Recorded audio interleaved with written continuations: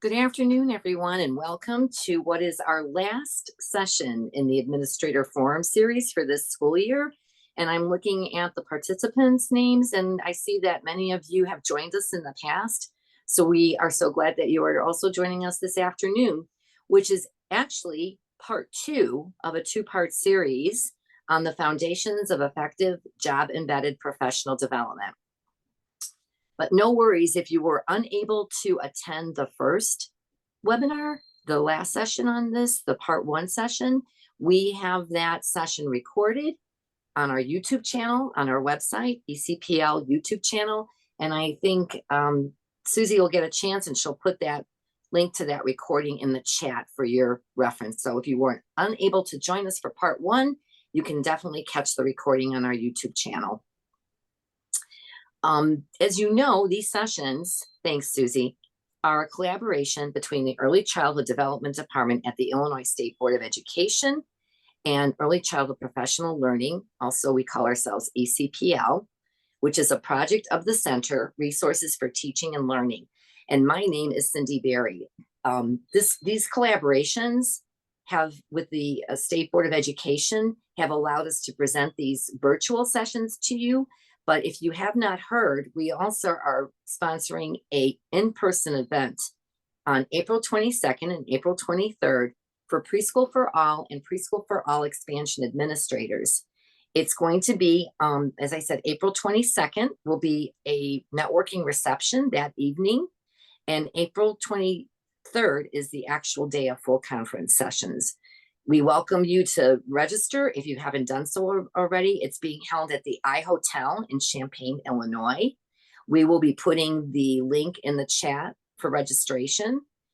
That registration ends this Friday at Friday, April 12th. So please, if you have not already registered, please join us. We have some real exciting activities planned for the networking reception and some great sessions planned for the day.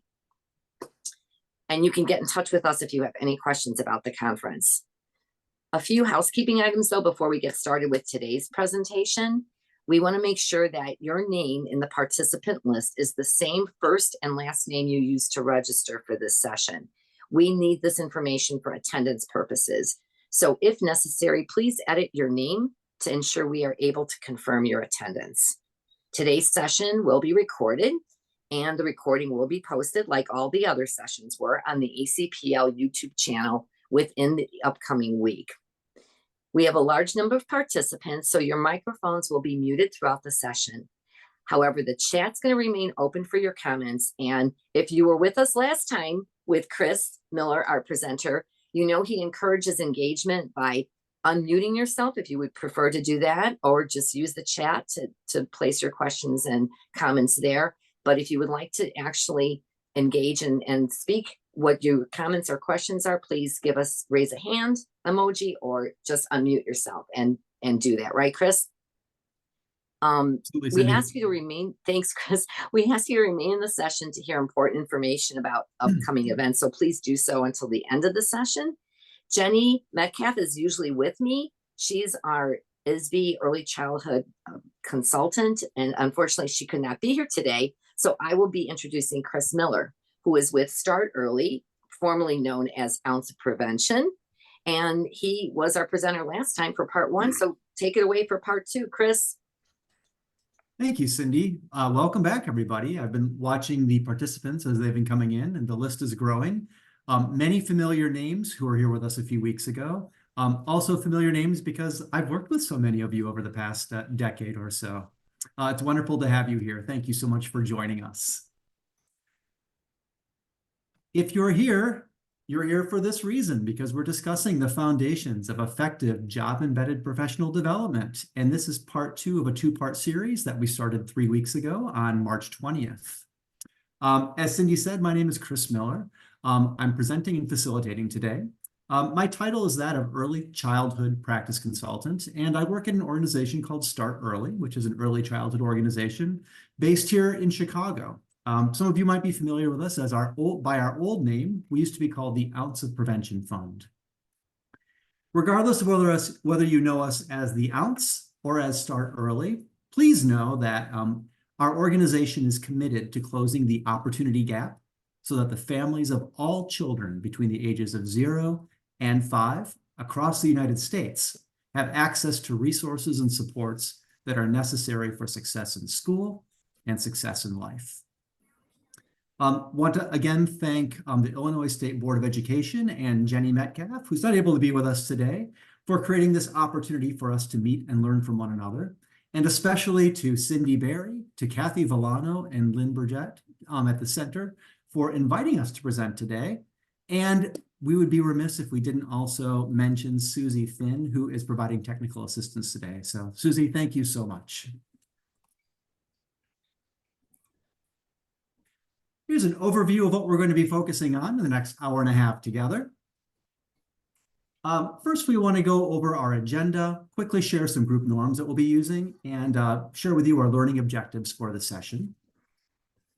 We've got a quick activator I'd like everyone to respond to start getting to get you thinking about job-embedded professional learning. And we will briefly review some of the key ideas that we covered during session 1 before we move into the content for our session this week. We'll be spending a little time where I ask you to think about and describe for us, what would your ideal professional development system look like? From there, we'll be spending most of our time today unpacking the key ingredients of effective job-embedded professional learning together. And building on that, we'll be talking about something that we call the multiple contexts for professional learning. Again, those are the supports that we want to be able to provide as instructional leaders to support our staff in being able to engage regularly in effective job-embedded professional learning experiences on site. We'll have a quick wrap-up at the very end. We'll revisit our learning objectives together, and we'll also be asking you to complete a very brief feedback survey. So we'll try to build in a few minutes at the very end to give you an opportunity to do that as well. I'd like to quickly share with you the group norms that we're going to be using today. First, we're asking everyone to please monitor their airtime. So we do want to hear your voice, but we also want to make sure that there is space for other voices. We encourage everyone to speak from their own personal experience using I statements, but don't speak on behalf of anyone else for an entire community or a group. We encourage you to lead with your curiosity, not judgment, and to seek to understand statements, even if you might disagree with what is being said. This is a very important one. Please do your best to commit to being fully present during our time together. This is going to be an interactive experience. We'll be having whole group and small group discussions and even be going into breakout rooms for one activity. So please try to eliminate any distractions that you're able to. Turn your cameras on and commit to your learning and that of your peers. Just a reminder that we want to maintain confidentiality here. So what's learned can leave, but what is said stays. What you learn from the stories and examples shared by other participants should be what you take away from this training and should be used to inform and transform your practice. We encourage you to find that learning space between your comfort zone and your danger zone. We learn at our best when we push outside of our comfort zones, but we don't want to put you to push yourself so hard that you feel unsafe. So please be aware of your feelings and step back if you need to. And we encourage you to take ownership for the impact of your words. We may not mean for something to land a certain way, but if it does, we want to acknowledge and own that impact. And I'll say just one more time, because I don't think it can be emphasized enough, there are going to be a few interactive activities over the next hour and a half. You're not here for a passive sit and get. I'll be sharing some information with you, but the real learning takes place when we unpack, discuss, and reflect on it together. So if you're here simply to lurk without participating, consider yourself warned. Here's what we hope you will get from today's session. Those first 3 bullet points we focused during our first session. During that session, we first defined what job-embedded professional development is. We identified the principles of effective adult learning, and we worked to understand the differences between a traditional model of PD versus the job-embedded PD model that we are advocating for here. Today, our emphasis is going to be primarily on those last two objectives that are highlighted in yellow. First, that you as our learners will be able to understand and discuss the benefits of collaborative job-embedded PD. And finally, that our learners will be able to leave here today describing what those major elements of the job-embedded approach to professional development are. So let's get things rolling with a quick activator question. We're going to have 1 minute to ponder the question that you see on the screen and to type your answer in the chat, but please don't post it yet. We're going to do something called a chat splat. I've heard it called other things. Some people call it a waterfall. Some people call it a cascade. But what I'd like you to do is think about this question. What is one reason why traditional methods of professional development have not been effective in changing educator practice? Type your response in the chat, but please wait until I give you the signal, and then we'll all hit enter at the same time. We'll see a barrage of responses coming in. Need something, Johnny? No, I just saw. And then we'll have an opportunity to see what was identified. So take a moment right now to think about that question, to type your response in the chat, but don't hit enter to send it yet. Please wait.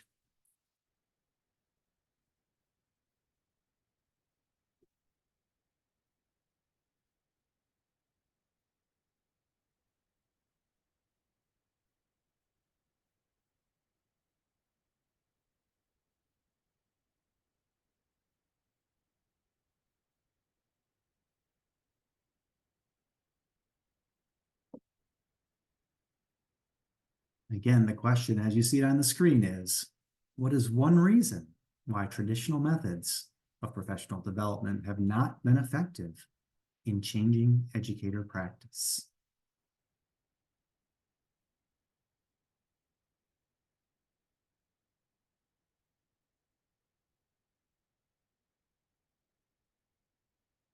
Let's take a few more seconds to complete your answer.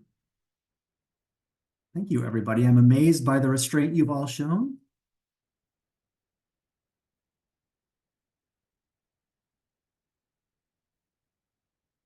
All right, on the count of 3, I'm going to ask everybody to hit enter at the same time, and we will watch the responses pour in. On the count of 3, 1, 2, 3.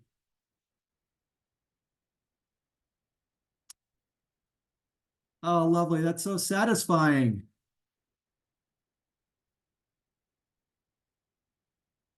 Oh, excellent. Thank you, everyone. But now I've given myself the impossible task of having to sort through all these responses at once.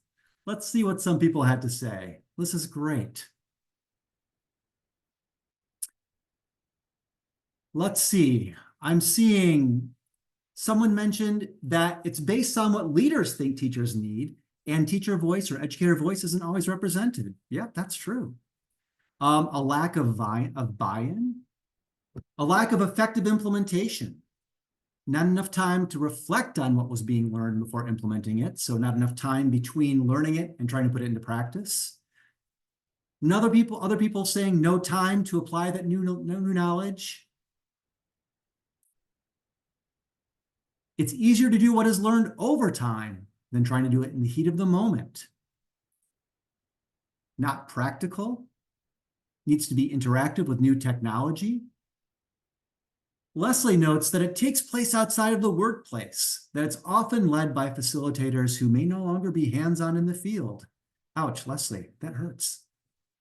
PD should take place at and during, whenever possible, in the workplace. Oh, I love that one. Thank you, Leslie. Tiania mentions it's often a one and done, and they haven't purposely gone back to implement those practices they learned. Other people are saying lack of specificity to teacher needs, getting stuck in our ways, no time to make plans and implementing changes. Absolutely. All these are fabulous. Megan, I love what you've said here. Being talked at doesn't lead to teachers reflecting and implementing the change. Amen. Linda mentioned it's often forgotten when educators get back to their rooms. Rebecca reinforced that once the PD is over, it's not encouraged to be revisited. Other people mentioned the sit and get methods that so often happen. Not enough follow-up and buy-in. Wonderful. Thank you so much, everyone. I completely agree with all the answers that you've given. And you've certainly identified things that, especially when it comes to the principles of adult learning, make so much traditional professional development ineffective.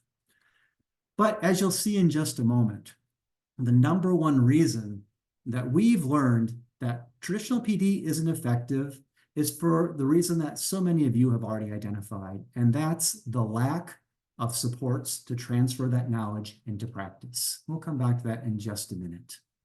Let's quickly review what we talked about last week, or 3 weeks ago at our last session. First, last time we explored the idea of andragogy, which is just a fancy way of saying adult learning principles.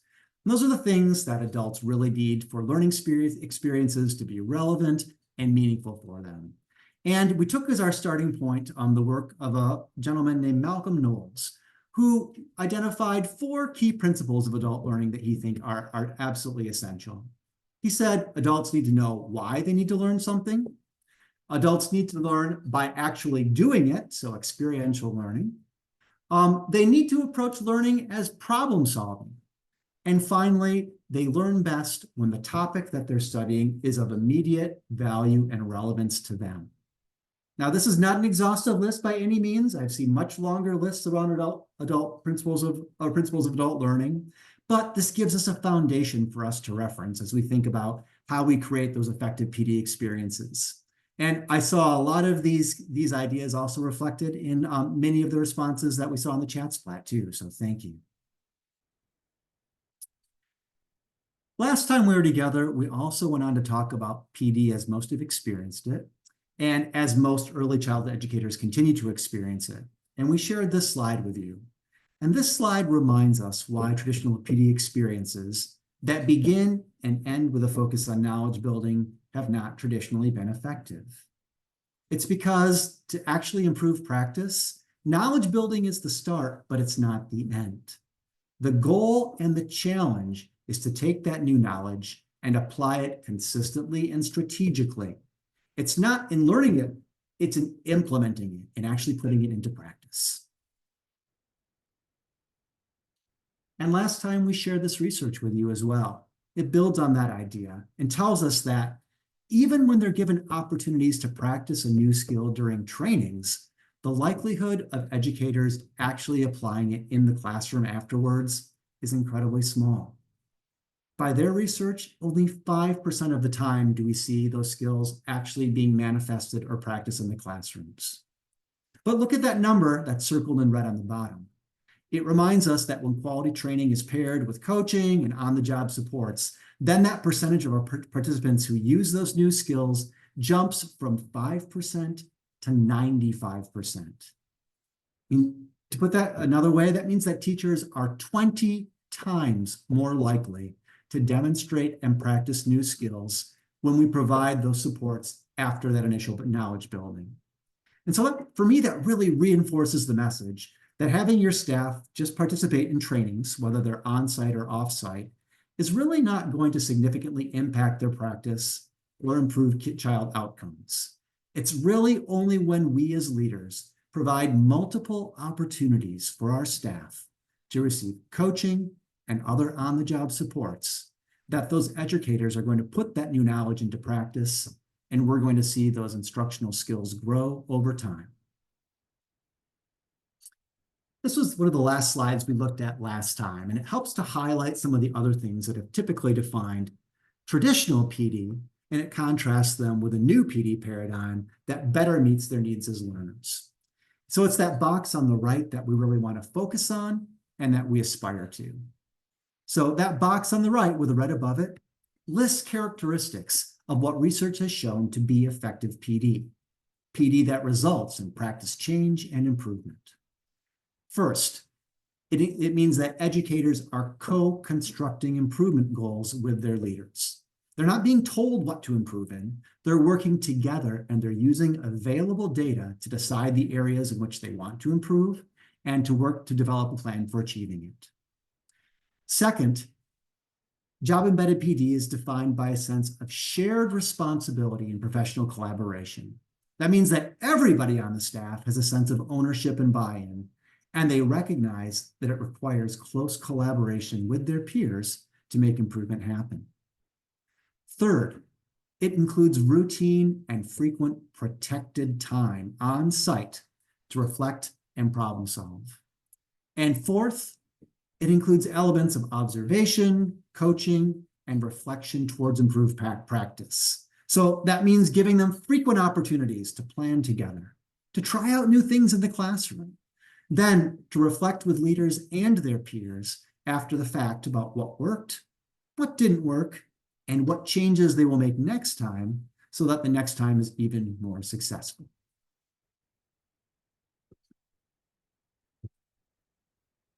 Another thing we did last time was looking at definitions of PD from 3 nationally recognized PD organizations. And we read through those definitions to identify some key characteristics that were common among them.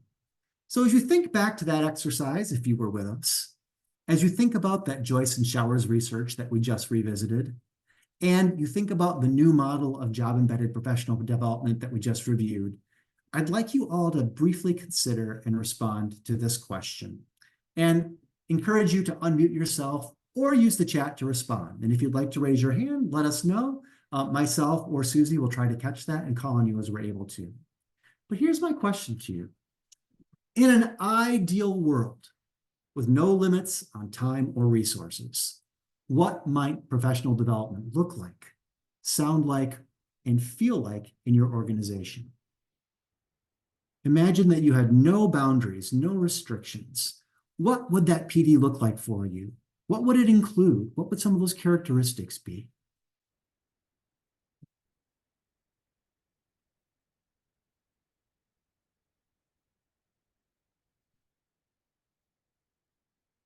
We've got some responses coming in the chat right now. Thanks, Cheryl. She says often. So the idea that it would be routine and happen frequently, focused, and collaborative.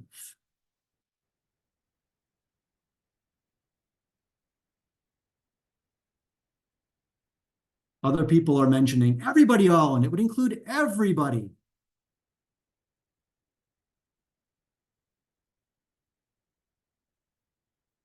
Other people are saying things like hands-on.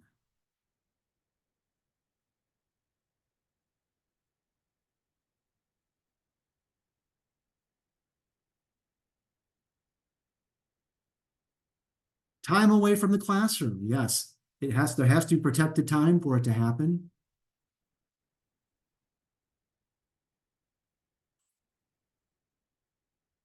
People are mentioning it would involve coaching, dedicated time, an abundance of data. Yes, the inclusion of data is really important.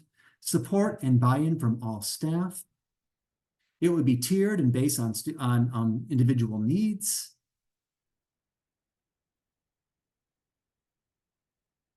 Someone else mentioned a trainer who's able to spend a full day or week in the classroom and demonstrate those skills that teachers are seeking, and then observe that teacher as they put it into practice. Whether it's someone who's coming from outside or ideally maybe somebody from within your program, that's very important, providing that follow-through.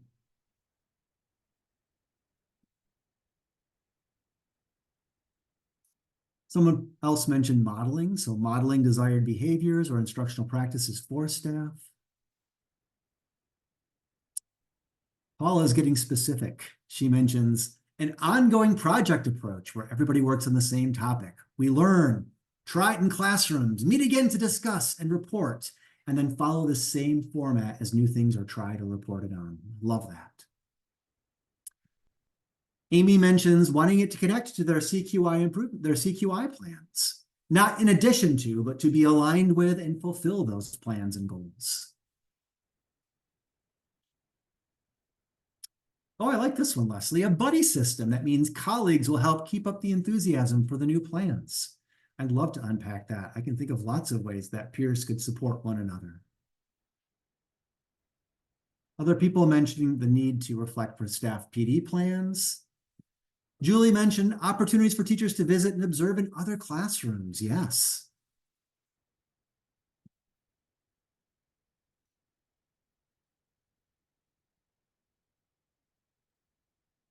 Tamara says you would hear the joy of the work. I think that's the first response we've had where you would hear it.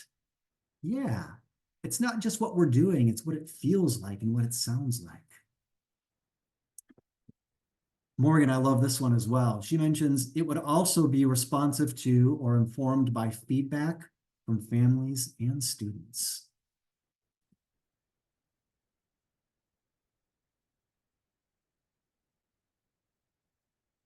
That is a wonderful list. Thank you, everybody. Really appreciate all that you've shared. And I'm seeing a lot of trends across them. It sounds like so many of you are valuing the same things. Frequently heard things like would involve embedded supports. So it wouldn't just focus on learning, but it would involve support to use those things in the classroom. Some people also mentioned not just that, but the opportunity to come back and discuss afterwards. So cycles similar to coaching in which teachers plan, then they pioneer, they practice in the classroom, and then come back and have a chance to reflect. So many of you also mentioned that it would involve all staff. It would be something that would have opportunities not just for lead teachers, but everybody to be involved. Support staff, specialists, whatever it might be. Many of you mentioned the idea of protected time and the idea that it would be routine, that it would be happening on a frequent and consistent basis.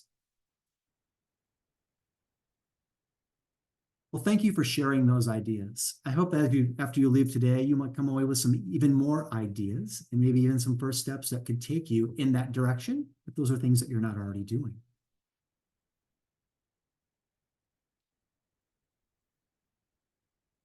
So we just worked together to identify what you thought might be some of the essential elements or components of a perfect PD system. As should come as no surprise to know that we at Start Early have done the same sort of work. And we have identified something that we consider to be the 7 key ingredients. They were developed by our Essential Fellowship team as a tool for our work in supporting instructional leaders. And we think that these characteristics will have relevance for you as well. So what we'd like to do over the next half hour or so is to look at each of these characteristics and see if and how they align with our earlier thinking, how they compare to each other, and what similarities and differences we notice. We also want to think about what they look like in practice. So we're going to be posting a link in the chat to a handout that summarizes the key ingredients. So feel free to follow along using them as a reference as you like. Thank you, Susie. I see you've put it in there right there. Again, feel free to follow that link in the chat and it will take you directly to it.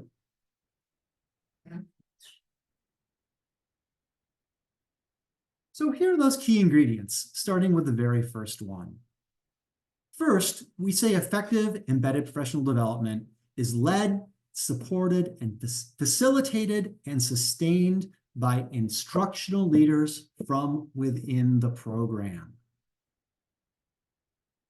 I want to let that sink in for just a moment, because I think there's a few things for us to unpack here to better understand what's being said. And the first thing we should probably do is talk about that term, instructional leader. I know for so many of you, as employees, or at least people who are beholden to the Illinois State Board of Education, that term has a very specific connotation for you. For many of you, an instructional leader is a very specific role as designated by ISB. And I know that all PFA expansion programs are expected to have at least one person in this role. I'm asking you to think a little more broadly about that term, as an instructional leader being defined as anyone who has partial responsibility for ensuring that high quality instruction is taking place and that we're maximizing child outcomes in our programs. So when we're talking about instructional leaders, we're not just talking about person whose official title might be instructional leader. There are so many people that are going to fall into this category. We're talking about directors, assistant directors, principals of programs of schools with early childhood programs. It might include ed coordinators, curriculum specialists, family support specialists, master teachers, coaches, mentor teachers, anybody who has responsibility for ensuring that those positive outcomes are met and has some degree of responsibility for supporting teachers in their classrooms should be considered an instructional leader. And the other thing we want to focus on is that it's not just one instructional leader, it's leaders plural. There's that S at the end. It's not a single leader. These sorts of responsibilities can and should be shared among members of an instructional leadership team who are constantly coordinating their efforts and the supports that they provide to their staff. Well, thank you for letting me make those important points. But hopefully, the idea is made that this is something that needs to come and be driven internally. Why do you think that might be? Why is it so important that professional development be led, supported, facilitated, and sustained by somebody within the program as opposed to out? If somebody be willing to unmute their mic and speak up for us, we welcome that. Why ideally would it come from inside of the program and be leaders within the program as opposed to somebody pushing you? I think that helps with easy access, consistency. They're right there, things of that sort. That's a great start, Tamara. You're right. It's much easier to be consistent with somebody's on if you're not bringing somebody else in. Why else would it be important that it involve leaders in addition to access and consistency? What are the other advantages that might come from having people on site leading the learning? I think another aspect of it too is that they're living it. Yeah. What looks good on paper, what looks good in books and everything, sometimes doesn't translate into what's really going on. Thanks, Kate. Right. Mm-hmm. People on site are able to see what it actually looks like in practice. They're not just hearing about the challenges or successes, they're viewing it on a day-to-day basis. I saw a hand raised as well. That hand disappeared. I'm not sure who it was, but if you'd like to unmute yourself, please speak. I was just going to say that I think the teachers and leaders at the school know what they need and can come up with a plan. Somebody said like project approach, and I think that they're the best experts in kind of following through with what they need and figuring out what's working and what's not. Absolutely. They're going to know their staff, the needs of their staff so much better than anybody else. Thank you, Cassandra. Yes, for all of those reasons, for all of those reasons. Let's look at some of the other key ingredients. The second of those 7 ingredients is that effective job-embedded professional development should be collaborative and within the agency community so that learning and decision-making are approached inclusively. So let's unpack this a bit. What does it mean for us to say that job-embedded learning is collaborative or that we approach it inclusively? What does that mean to you?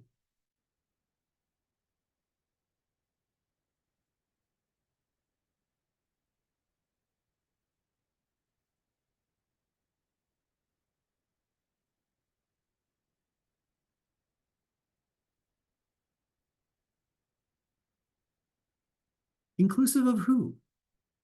Who should ideally be involved in the embedded professional learning that you engage in?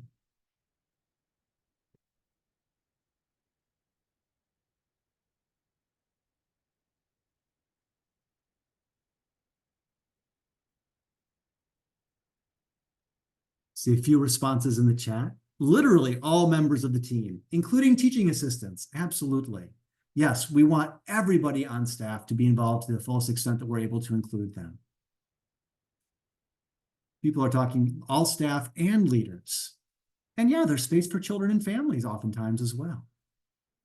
Everyone participates. Families, work, people who work within the school, staff. Ideally, we want to expand that to include as many people as possible, but especially the people that that learning is going to impact, the people who are going to be responsible for delivering it.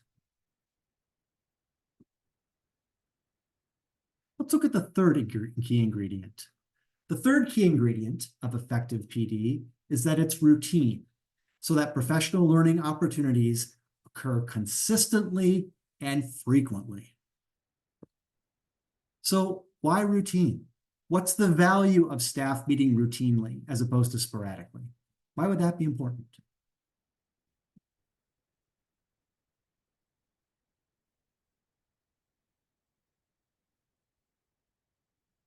Go ahead, Cassandra. I mean, so I work in early childhood, and we know that being routine works with young children. I think about like when we have regular staff meetings, like some things can kind of be saved. You can kind of think about like, okay, is this an issue that I can problem solve, or is this an issue that I need to bring up in a staff meeting, for instance? Like that's just one example that I can think of. But if they're routine, then like we can kind of like expect it, and we can kind of mitigate like what's important at this moment and what's not. It doesn't cause chaos for us, I guess. Yeah. Two things that you said really jumped out for me. One is that doing it routinely allows it to happen frequently. And so it allows us to discuss things as they arise and to tackle challenges and problems of practice as teachers and staff experience them. The other thing I heard you say is that there's something about having it happen routinely that sets a priority. It tells staff that this is something that's important, that this collaborative time is something that we value. This is part of the culture of improvement in our school. And I'm seeing so many responses coming in the chat as well.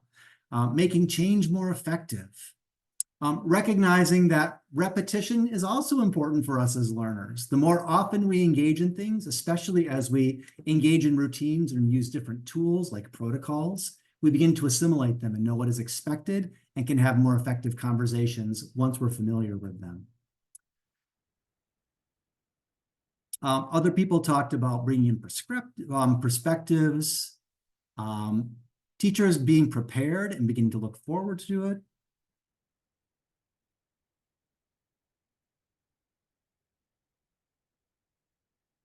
Yes, Cassandra, is your hand raised again?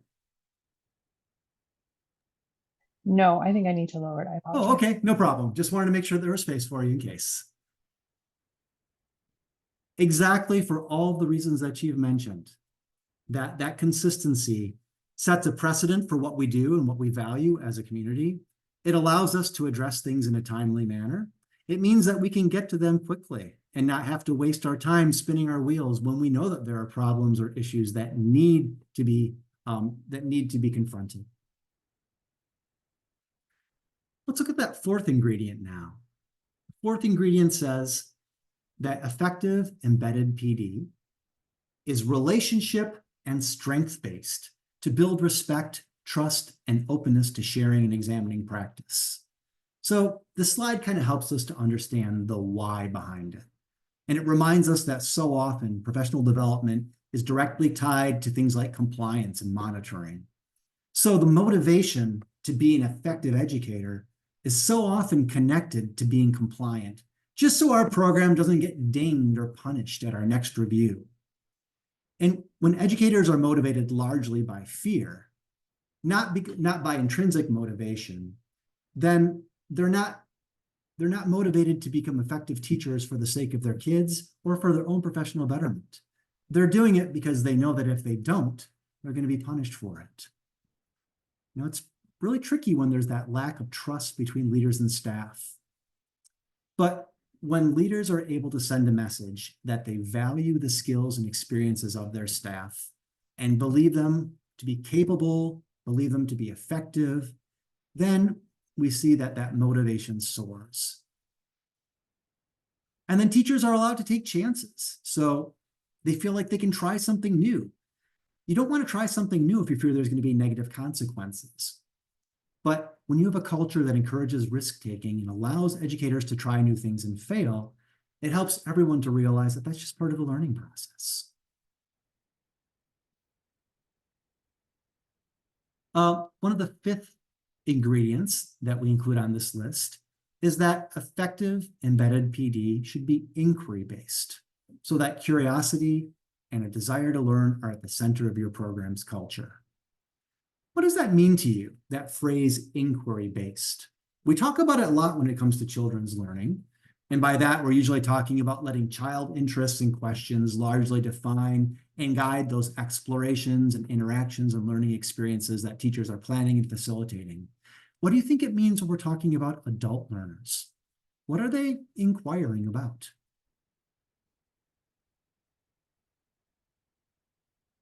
Again, you can use the chat, unmute yourself if you'd like to. What does adult inquiry mean when we're talking about our adult learners?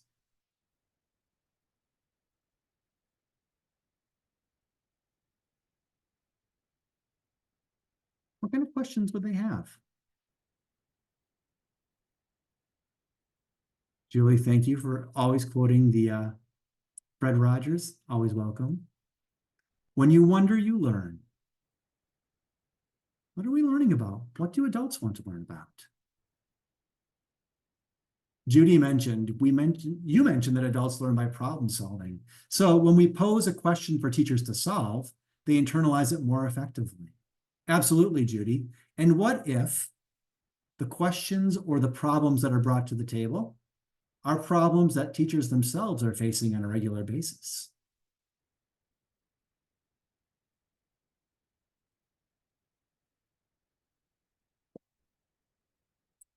Katie posed a little question stem for us. Think about what might happen if I... So again, thinking about what teachers are doing or educators are doing in their classrooms. Tamara mentioned inquiry from adults might be how to try out new practices with children, how to develop their practice. And Cindy mentions that adults are like children. As a good administrator, you know your staff, know how they learn best. And that's finding out what questions are important to them. What do they want to know about in order to become better at their own practice?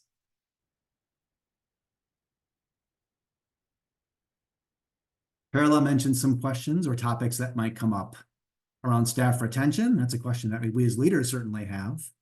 Burnout, or how to avoid burnout.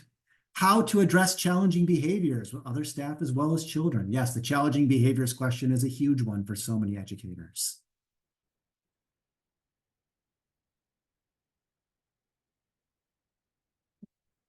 Absolutely. You know, that idea of inquiry should be guided by the questions that teachers themselves or staff themselves have that arise as part of their daily work. How can I address this challenging behavior? How can I build a stronger rapport with this family? How can I create a more effective series of lessons to address this concept? All of those things are things that they might encounter and would benefit from a collaborative approach and the perspectives of their peers and their leaders in trying to address. We also have 7 key ingredients.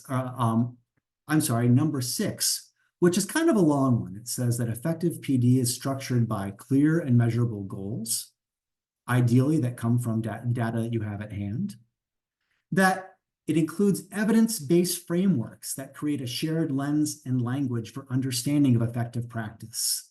Things like early learning and development standards, or your curriculum goals, or a tool like the class or the 5 essential supports. It also includes real and relevant examples of teaching and learning. Again, that connects directly to that idea of inquiry. How can I, or what should I do to meet? And finally, it includes norms and protocols. Norms being the rules that create for how we engage or interact with each other, and protocols being those tools that we use that help to guide our conversations. They're often a list of questions or directions that help to guide us towards a very specific purpose, whether it be sharing a success, unpacking a less successful lesson, addressing a challenging concern, whatever it might be. And finally, that last key ingredient is that effective embedded PD is evaluated and changed over time in response to new data. And that ensures that our staff are growing in knowledge, they're growing in their practices and their dispositions. We don't want to keep using the same structure or focus every time. Our programs change, our needs change, so the things that we're talking about or addressing in our protected time, in our embedded PD, should change as well. Well, thank you everybody for spending some time thinking about those. We want to unpack them a little further. And to do that, we're going to ask you to think about what it would mean to really embrace these key ingredients as the instructional leaders that you are, and be thinking about the potential changes that you might need to make and the supports and resources that would have to be present. So right now we're going to go into 7 breakout rooms. Each group is going to be assigned one of those 7 ingredients that they're going to discuss together. And you'll know which of the 7 ingredients you've been assigned because your group will have a number. So if you're group number 1, you'll take ingredient number 1. Group number 2 takes ingredient number 2, so on.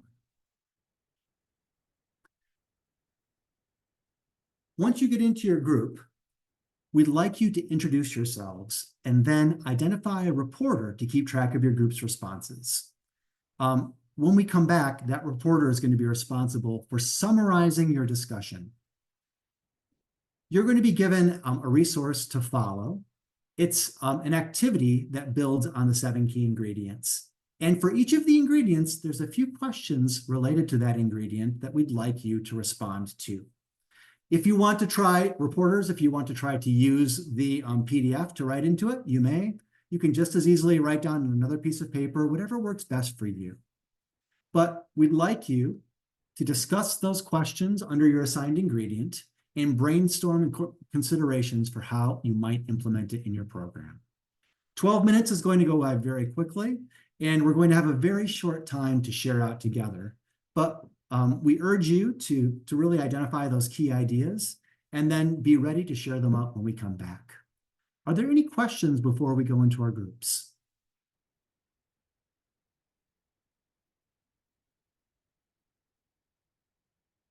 If not, then Susie, whenever you're ready, please open up those groups for us and we'll hop over there. Welcome back, everyone. 12 minutes goes by awfully quickly, I know. I hope you had a chance to address at least some of the questions that were relevant to your particular ingredient. So let's go through each of the groups in order, and I'm going to ask the reporter for your group to quickly tell us the questions you're responding to, and then summarize some of the main points of your conversation. We're going to be starting with group number 1. Who is speaking on behalf of group number 1? Please unmute yourself. No one was clamoring for the jobs. I can't imagine that, Tamara. Go ahead. Okay. I kind of made our questions more succinct just because it's easier. Great. But the first question, remember we had the one about, I think, who to engage in leadership and things of that nature. So the first question was, why is leadership critical, basically? And we talked about that usually a leader can really encourage people who think that they might not be able to do this work can. And we mentioned that the work is sort of a combined effort of leading amongst instructional coaches, therapists, resource staff, teachers with experience of like 10 years or more.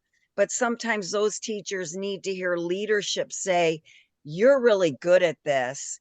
You could lead some of these initiatives. Yeah. So that came up, but it's a team effort. then who can you engage? I kind of listed what we all said.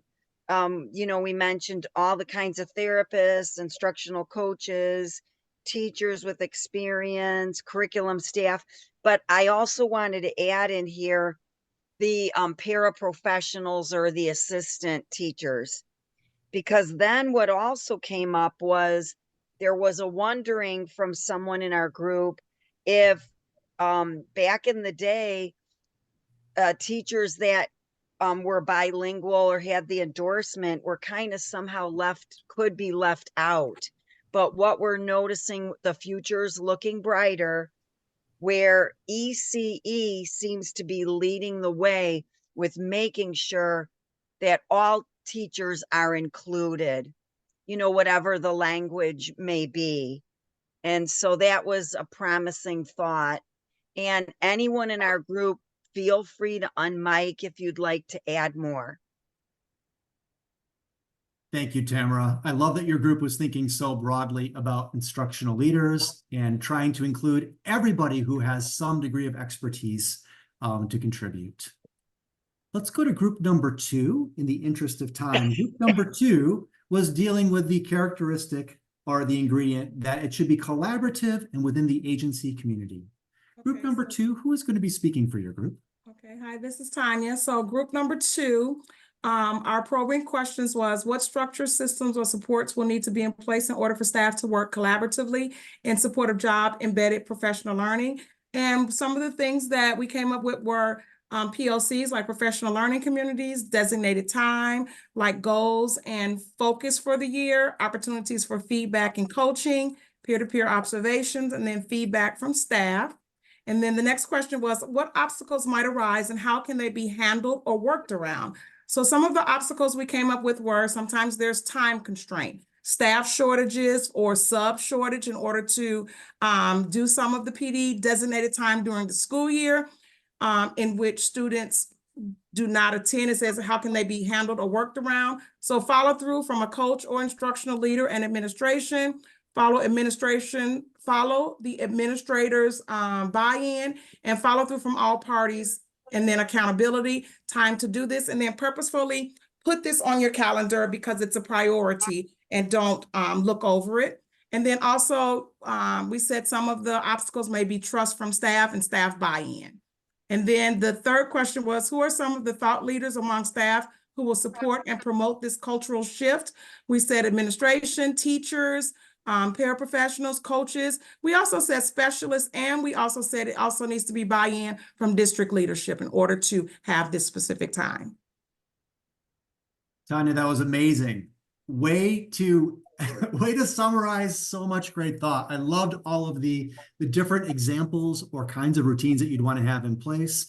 And that last point you made is so important. You want to have all leadership on board with this and knowing what's going on and what you're trying to accomplish so that you have the necessary resources, time and resources to do it. Really, really important. Thank you so much. Great job, group number 2, in responding to those.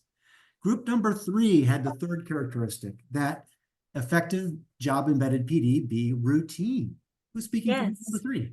We had the for group 3, and our questions were, what structures exist in the program where staff meet together or could meet together to collaborate?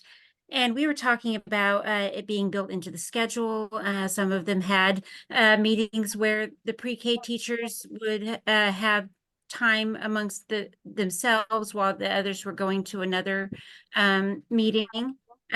We had for like the half days of school, we had staff meetings at least once a month, breakout times to prepare our classrooms, PLC meetings where they add just like one thing to implement a month or at each meeting, and just having the coaches, what worked, what was the best things that they found worked in each of those. For our second question, it was, I apologize, gotta get back to it. What additional structures need to be created for regular learning opportunities to occur? And we said this was in a perfect world, we would need more staff to make it work. Some of us feel that we are torn between several places. I myself go between 5 daycares, and we have the directors and the assistant directors that are able to go into the rooms if things are needed. But there's not really a set time to be able to review things. So a lot of times it's in the heat of the moment, in the middle of the time when they're really learning. We don't have as many of those meeting times that are quiet and structured. So be able to cover those rooms, to be able to pull them out and have that time. And then we talked about creating an agenda. So for when we had those meetings, we would know what was coming up, that we would be able to submit what needed to be talked about, because there might be that teacher that doesn't want to share something that's going on because they may feel like they're alone in a battle with something, and that they might feel that they need support, but they're a little scared to talk about it. So we just said needing an agenda. And on the third question, how can the existing schedule be modified and enhanced to protect regular daily and weekly time for staff professional collaboration and learning? We're, of course, the adding agendas. We talked about again, and then we talked about, like, during their 30, 90 day and yearly evaluations, have with their surveys that they fill out and that we fill out and that we meet them with them on, to also use that one-on-one time to be able to speak with them about what they are needing. Angela, that's great. Your group really dug into these. And that last point is a really important one, being able to coordinate different protected times or routines and align them with one another. So using things like those supervisory moments, reflective practice, or reflective supervision to reinforce what might be happening in other places. Excellent. Thanks so much. Well done. How about group number 4? Group number 4 had the ingredient that it should be relationship and strengths-based. Who's our spokesperson? Oh, so that would be me. So our first question was about norms and core values that exist in the program that support those relationships. And we talked about having norms at the beginning of any sessions you're doing, having those common norms, or housekeeping, be positive, making sure everyone is heard, working towards solving problems.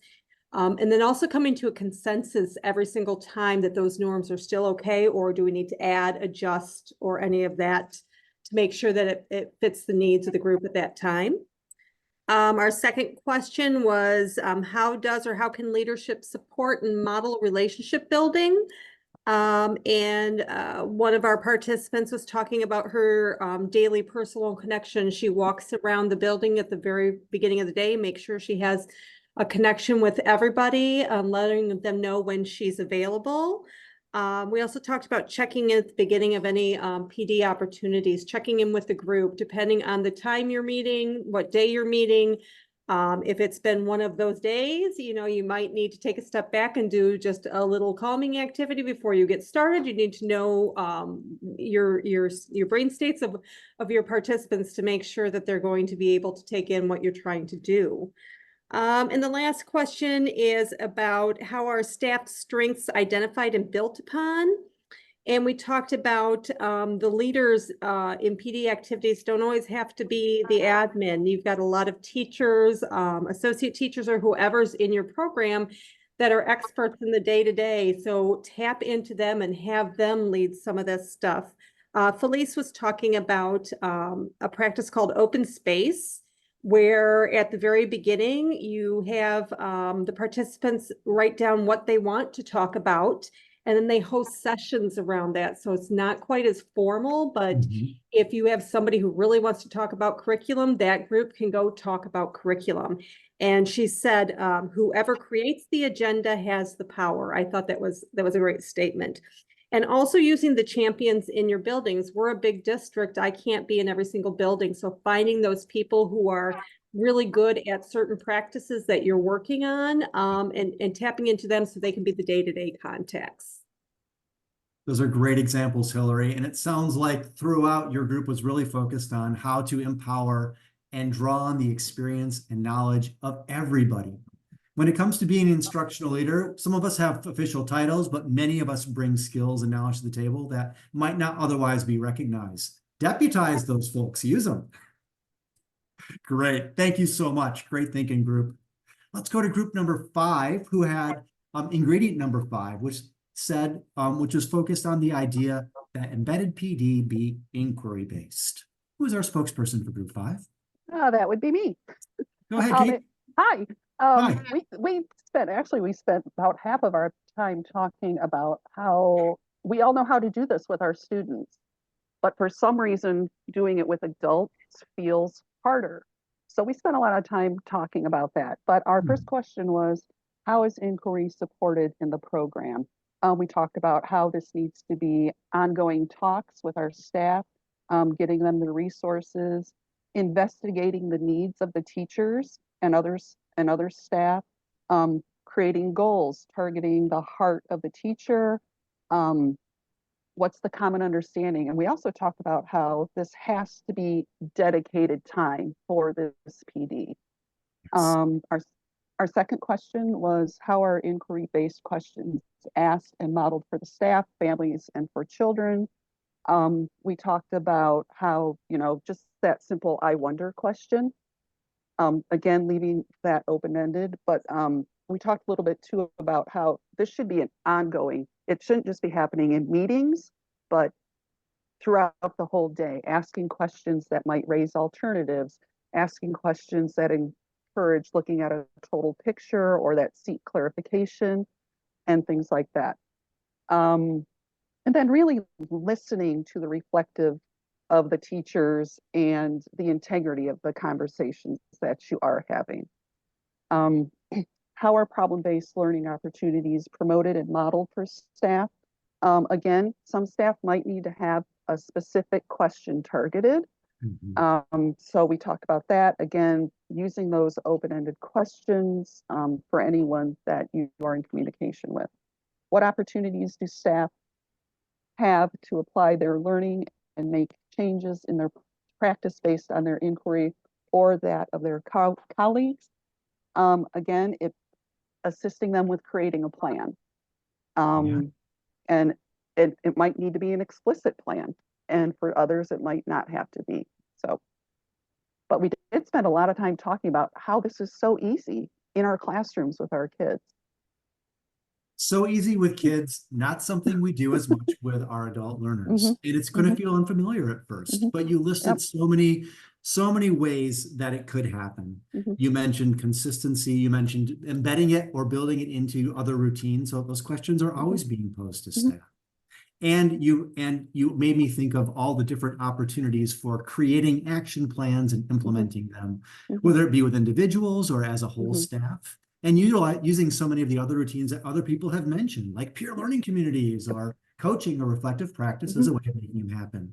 Awesome. Thank you, Kate. Group number 6, we're moving on to our 6th ingredient, which is how it is structured. And boy, there's a lot rolled up into this one. Clear, measurable goals, practice-based frameworks, real and relevant examples, and norms and protocols. But your questions were largely about data. So how did you tackle this one, group number 6? We talked about that how we use so many different assessment tools for children, and how if we take all the assessments we're doing for children and put it in a more visual database kind of, so we can see where one example was maybe across the board, there hasn't been a lot of growth in math was one example. So that would dictate that we need to have some professional development on adding on math with young children. If there's, say we're struggling with attendance, then that would tell us that maybe we need a different kind of professional development to work with families on how important it is to get our kids to school. We discussed that it's really, we have the data, but teaching we really need professional development and how to access and use the data. Because our teachers use it right now. For example, at our place, they're gathering information from assessments all the time, and then at parent-teacher conferences, they use it. But should we be pulling it sooner so we can use it to shape professional development? We had a couple great examples of using something called visual data or practice-based coaching. I found it was a little difficult to keep writing down all these ideas that we have. I'm really great at listening, but listening and writing at the same time is a little I tricky. feel your pain, Paula. Yes. But I thought I'm the one that tracks a lot of like our ages and stages data for executive director, but maybe I could break that down a little bit and give it to the classrooms so they can see it in a different way. And then we could use that. Thank you, Paula. Thank you to you and your group. Even though there was so much to cover within that, your specific questions really had to do with data. And you talked a lot about how data could be gathered, shared, reviewed more consistently, and how that data should inform the direction that you're heading in, whether individually or as a group in your PD efforts. Mhm. Thank you so much. And yes, I do know how difficult it is to be that active listener and the recorder and then have to turn around and share it with everybody else. Well done. And our last group number 7, had ingredient number 7, which is talking about the need for it to be evaluated and changed over time based on new data. Who's speaking for this group? Lisa, is that you? I Go am ahead. the speaker. Thank So you. you're welcome. So we were saying that we use the teapot, Eckers, and Itters, and we have something called a general assessment. And I showed the group, we have a data wall of the 5 general, the big standards that we use, and everybody liked it. So I'm going to take everybody to see it in a minute. And we really talked a lot about that. And so we use our board and everybody else uses the teapot, the Eckers, and the Itters for their PLCs. And I do individual meetings with my teachers because, like someone else mentioned, when they're all together, they don't talk. And there's just some things that are dedicated to that particular person that you don't want to necessarily bring out in a meeting. So that is our time, and I call them RDMs, Road to Distinction meetings. And so, because that's the goal, I'm in the school district. And so that's the goal for their evaluation, is that they're distinctive. And so we want to make sure that we're getting them there. And in those RDMs, that's where we talk about how do you get distinctive. And so one thing that someone asked me, and I'm sorry, I took a lot of the floor, a lot of the airtime. I'm sorry. And so we talked about how I actually go into the classrooms, observe, and then we come back and that's what we talk about. In my situation. In the other situations, we've looked at the data that comes out of Eckers and Itters and Teapot, and then that's where the discussion happens. So before we leave, I'm going to take you guys to see my board. And so what we do is we do it on a trimester basis, and then we have clusters and we move them as we go forth. And so I'm going to take you guys back. Please do. I had to let my computer charge a little bit because my other one, I don't know why the light didn't come on, or my camera. So Lisa, I'm assuming that as that board changes, as you're moving your data around in response to what your teachers are observing and collecting, the emphasis of your PD time changes as well, whether you're doing individual coaching or whole group PLCs. And it's largely informed by those student needs and those teacher needs. So that is our board. It was just updated. So we do it on a quarter basis.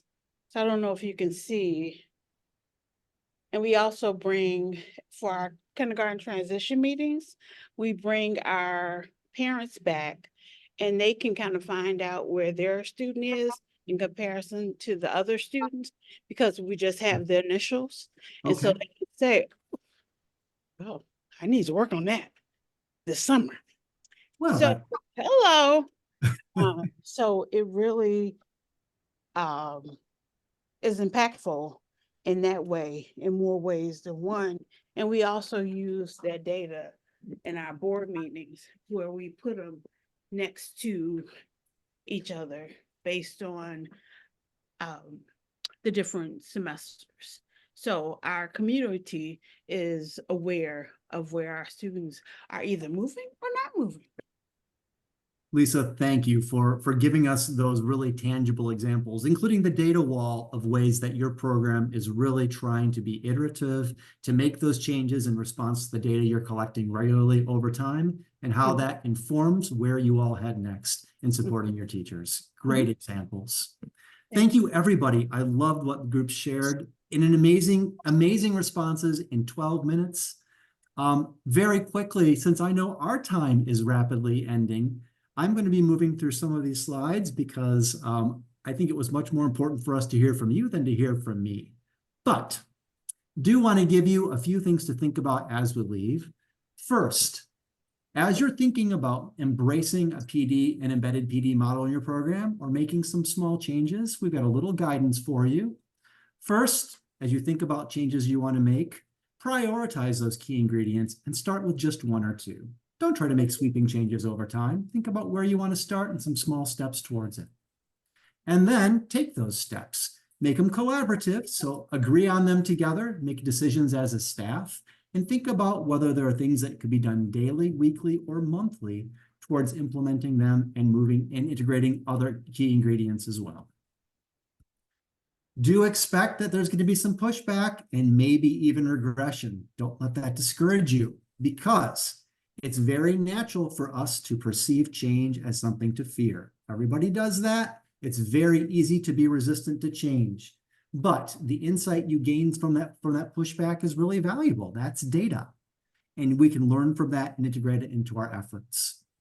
And finally, keep that sense of focus while you embrace those collaborative questions, while you allow inquiry to guide your approach, and you're hearing people's concerns and celebrating things as they're happening.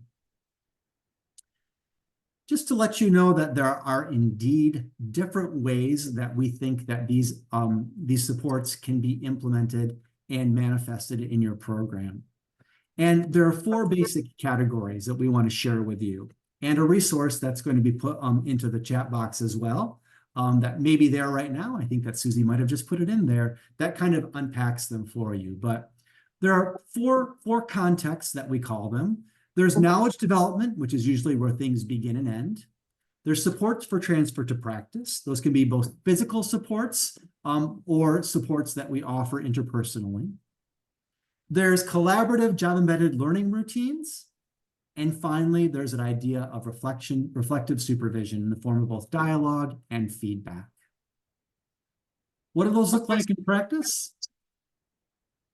Well, when it comes to knowledge development, we're talking about training, conferences, workshops, coursework, readings, videos that we share, or even peer learning communities where we ask people to come together in a study group and build knowledge together. And oftentimes that's around an article, a book, or some exemplar videos that we want to watch together.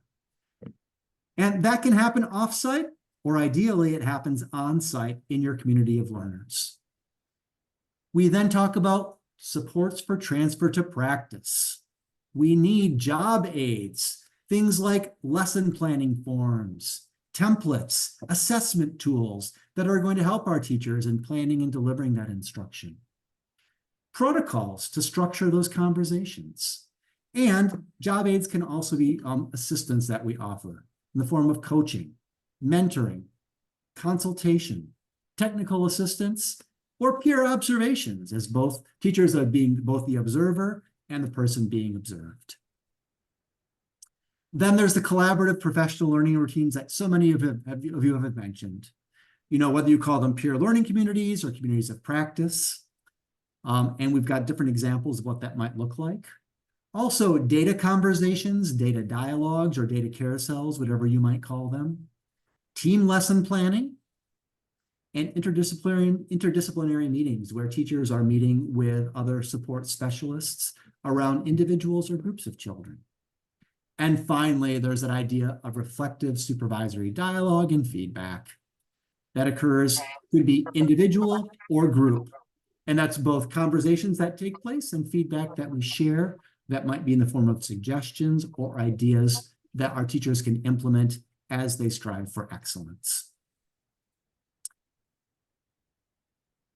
So very quickly, here are our learning objectives for today. I'm well aware that we're past our time, and I apologize that we don't have more of it.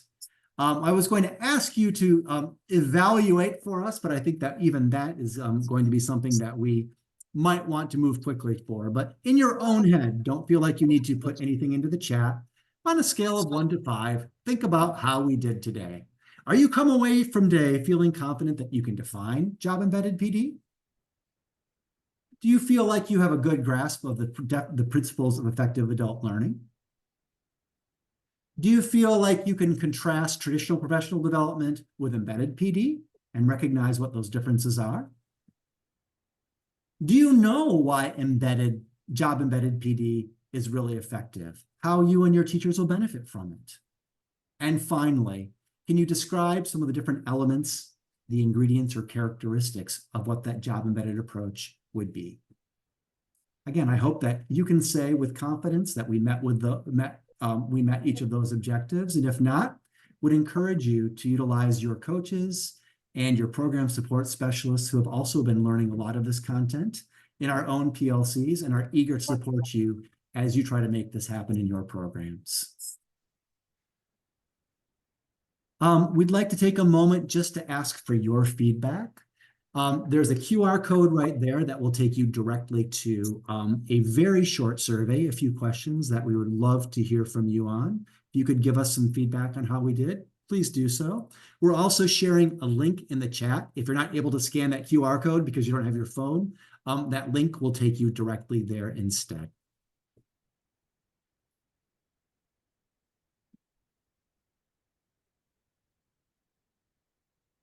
So thank you very much. We'd love to hear from you. I hope that you're coming away with one or more takeaways or ideas.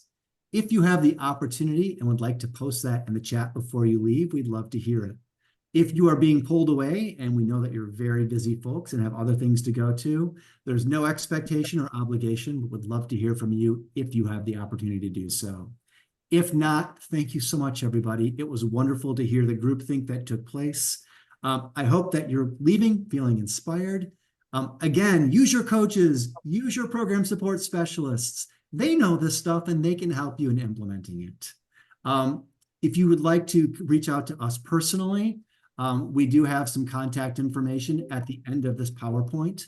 A copy of the PowerPoint is going to be going out to everybody as a PDF, so you can access this information. We'll also be resending links to all of this content so that if you weren't able to download any of the resources that were shared today, you're able to easily access them later on.